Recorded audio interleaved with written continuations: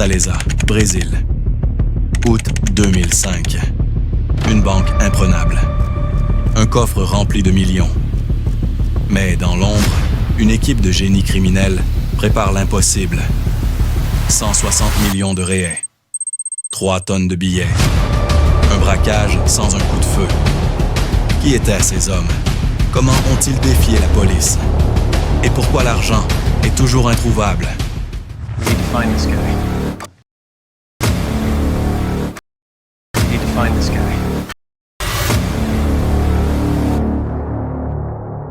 Une maison anodine dans un quartier calme de Fortaleza. Sous cette façade, un secret. Une équipe de braqueurs menée par Luis Fernando Ribeiro, un cerveau discret, peut-être ingénieur. À ses côtés, Moises, un récidiviste évadé de prison en 2001, expert en casse audacieux. Almon, son fidèle acolyte. Fernandinho, un homme de main brutal. Et Bill, un employé de banque, leur taupe. Leur plan? Creuser un tunnel de 80 mètres sous la ville. Pendant 3 mois, de mai à juillet 2005, ils travaillent. Pelle, ventilateur, éclairage LED, béton renforcé. Chaque détail est calculé. Ils transportent 3 tonnes de terre dans des sacs, sans éveiller les soupçons. Leur cible, le coffre du Banco Central, rempli de billets non traçables. Bill leur donne les plans. Pas d'alarme ce week-end-là.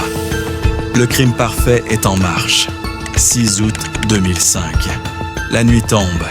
Sous le sol de la banque, le tunnel est prêt. À 2 heures du matin, Ribeiro donne le signal. Moises et Alemão percent le béton du coffre. Un trou de 50 cm, juste assez pour passer. Ils rampent à l'intérieur. Devant eux, des piles de billets. 160 millions de réais, 3 tonnes de cash. Pas de garde, pas de caméra active, grâce à Bill.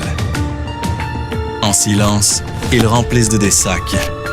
Des heures de travail méthodique. À l'aube, ils repartent par le tunnel, laissant un coffre vidé et un trou béant dans le sol. Lundi matin, la banque ouvre. Les employés découvrent le désastre.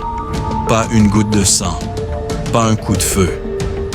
Le braquage parfait jusqu'à ce que tout s'effondre.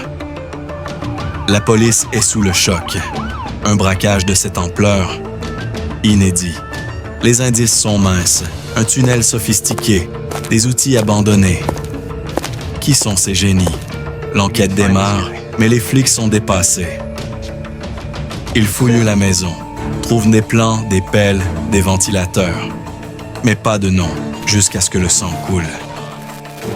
Octobre 2005, Luis Fernando Ribeiro, le cerveau présumé, est kidnappé à Camanducaia, à 300 km de Rio. Torturé pour révéler l'argent, il est exécuté. Son corps, abandonné sur une route déserte. Un message, personne ne parle. Puis, Evandro José das Neves, un autre braqueur, est abattu dans une favela de São Paulo en 2006. Fernandinho, homme de main, est tué 2 mois après le vol.